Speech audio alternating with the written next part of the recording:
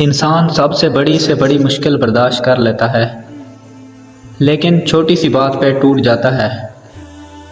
کسی کا معمولی جملہ، کسی کا رویہ یا ایک چھوٹی سی ناکامی، اور انسان اندر سے بکھر جاتا ہے۔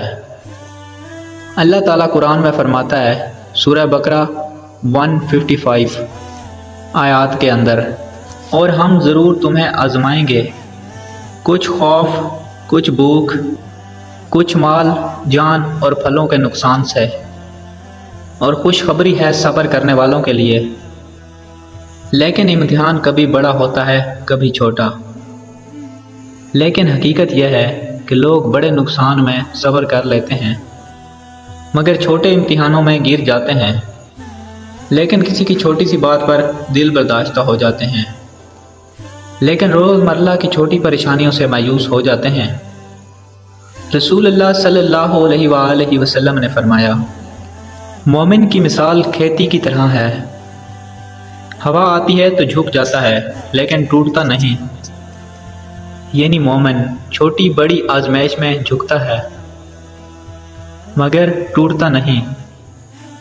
لیکن مسئلہ یہ ہے کہ ہم بڑی مشکلات کو اللہ کا امتحان سمجھ لیتے ہیں اور چھوٹی باتوں کو صرف انسانوں سے جوڑ لیتے ہیں۔ فلاں نے مجھے دکھ دیا، فلاں نے میرا دل توڑا، حالانکہ یہ بھی اللہ کی طرف سے آزمائش ہے۔ حضرت علی علیہ السلام نے فرمایا، صبر دو طرح کا ہے، اور ایک صبر لوگوں کی ایذا پر، اور دوسرا صبر زیادہ عظیم ہے۔ اصل بات یہ ہے کہ انسان چھوٹی باتوں پر قابو پائے، کیونکہ اگر ہم چھوٹی بات پر ٹوٹ جائیں تو بڑی کامیابیاں کبھی حاصل نہیں کر سکتے۔ اگر کوئی دل دکھائے تو فوراً یاد کرنا کہ یہ اللہ کی طرف سے امتحان ہے، بس اب میں اس امتحان میں ناکام نہیں ہونا چاہتا۔ قرآن میں اللہ تعالیٰ کا وعدہ ہے، سورہ بقرہ 153 آیت، یقیناً اللہ صبر کرنے والوں کے ساتھ ہے۔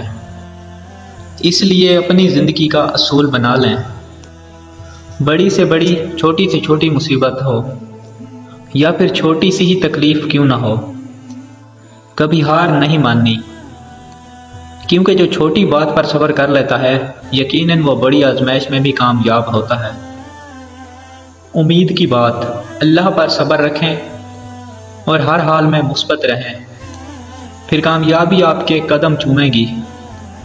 اگر آپ کو یہ پیغام پسند آیا ہو تو اسلامی ہیلتھ ٹی وی کو سبسکرائب ضرور کریں، ویڈیو کو لائک کریں اور اپنے دوستوں کے ساتھ ضرور شیئر کریں، اور کمنٹس میں اپنی قیمتی رائے ضرور لکھیں تاکہ ہمیں حوصلہ ملے اور ہم اس طرح کی دینی اور معلوماتی اور موٹیویشنل ویڈیوز آپ تک بآسانی پہنچاتے رہیں۔